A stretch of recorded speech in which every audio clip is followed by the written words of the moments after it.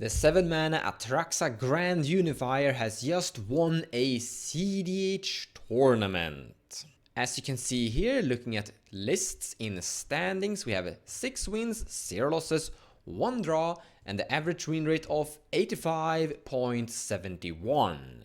But what I actually find really interesting, if we look at all the specific commanders in correct order, we have 4 entries of different Atraxa decks, and they all actually performed really well: 85, 42, 50, and 40. I am continuously calculating the average win rate of various commanders. And as you can see here, Atraxa used to have a 22.47 average win rate, but when we're adding these 4 new decks, she's getting an increased win rate by 2.06, which takes her to almost 25% win rate. So that is actually kinda cool. She's performing quite well, you could say, currently. If we put this into some form of perspective, I've also calculated a win rate on other commanders, such as Nayela, and after updating her, from this location we can see, actually I think I'm gonna scroll down, there we go, we can see that she didn't perform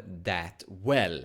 She has 33.33, 20, 20, and 0 and 0. So this wasn't a tournament for Nayela, basically. And eventually we will have something of a cEDH leaderboard, where when I've started to calculate enough commanders, so to say. I've currently calculated Krik, Nayela, Tayam, Atraxa. And updates are currently taking place, and I'm adding more and more commanders to this, and then we will have like a leaderboard of sorts.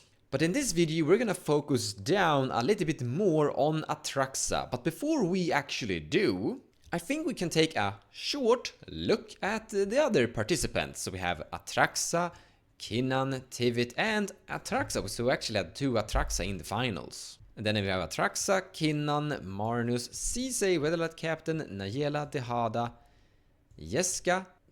What is this? Ernest Gloomstalker. Oh, it's one of those background creatures. Whenever Ernest Gloomstalker attacks, return target land card from your graveyard to the battlefield. I'm guessing this is cycling strip mine. Oh well. Then we have Yuriko, Malcolm, Inala, and Breya. Those were the top 16. Now, if we take a look at the winning Atraxa deck, we have a Teferi, Time Reveler, which means I'm just gonna guess that we have Displacer Kitten. Yeah, you have Displacer Kitten, so you have Mox Amber here in somewhere. Well, you have Mox Opal that will do the job. You have Mana Crypt that will kind of do the job. You don't have Mox Amber. Well, it works without Mox Amber, but Teferi, Displacer Kitten, and Mox Amber is a very good go-to card combo. But Mox Opal will also kinda do the job. We're also winning the game with Food Chain. I did see the creatures, the Misthallow Griffin, but we're not playing this, the second copy, the colorless one, so we're only playing Misthallow Griffin apparently. The lighter halfling to make your commander uncounterable. I kinda like that actually. Grand Arbiter Augustine IV. I like that. I've actually had a statistics overview look into that guy. What you're currently looking at is the inclusion rate. You can see there 78 decks. That's the amount of Atraxa decks that have entered cEDH tournaments.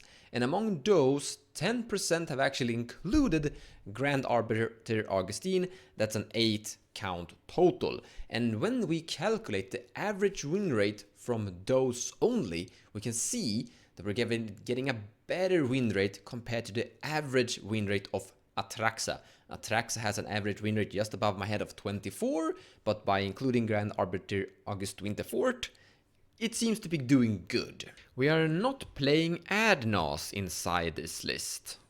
It's not among the instants. And that seems to be somewhat of the correct choice, because when you are including it, you're getting something of a lower win rate compared to the average.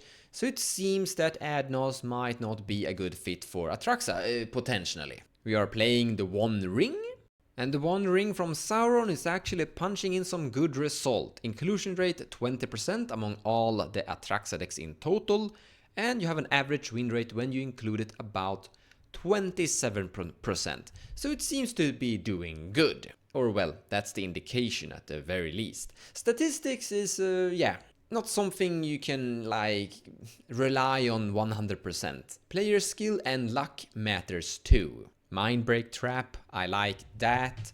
We are playing Consult and Tainted Pact, and we did see the fastest Oracle, so we are going for the clear straight Demir strategy here.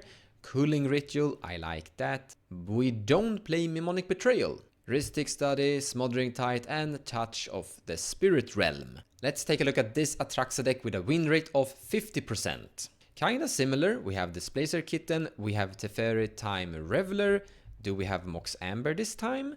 We don't, but we do have Mox Opal and Sol Ring. We are still obviously playing Food Chain together with Mist Hologriffin, but not the colorless Eldrazi. This time we are playing Mnemonic Betrayal and we are playing Ad Nauseam. We have a little bit more stacks creatures, Notion Thief, Oppo Agent, Bowmaster, Draenite and Ranger and Grand Abolisher and Daffy Voidwalker too. Still playing Cooling Ritual, testing out the new tutor, Beshid Mirror. Mindbreak Trap is starting to become something of an auto-include almost soon. And the Wandering is in here as well. Land count 28. Now I have to actually make a small confession. When I first saw Atraxa, I thought she was a little bit too expensive. But apparently she is performing quite well. The value you actually get from that thing when it comes into play is pretty good. And the concept of having a lot of different combos inside your deck is usually a good thing. I mean, you are going for the Demir fastest consult, the typical food chain, sometimes Adnos in some variations of Atraxa, and some of them have actually showcased Displacer Kitten and Teferi as well. You're not on red, that's a big minus. No Dockside, no Underworld Breach, those would fit perfectly inside this deck. Squeedy Immortal would also be quite good, but Mist Hologriffin seems to be fine. But it is cool to showcase some news when I'm wrong. I actually like that, I like to be proven wrong. I hope you enjoyed this little short update and tournament report, and a short video containing some small sample size of statistics. Take care guys, hope you enjoyed the video, stay safe.